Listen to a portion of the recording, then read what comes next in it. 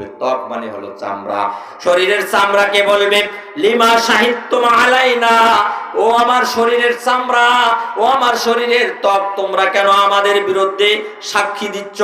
কলু, শরীরের চামড়া গুলি বলবে আনতাকাল্লাহুল্লাযী আনতাকা কুল্লা শাইইন ওয়া হুয়া খালাকাকুম আওয়ালা মাররাতিন ওয়া ইলাইহি তুরজাউন।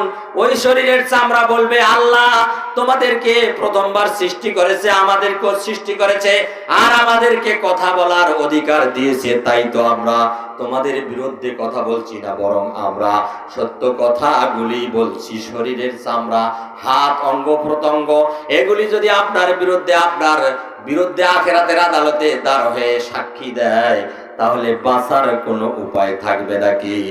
থাকবে? ও আমার ভাই, থাকবে না। এই জন্য বলুন, আজকে যারা এই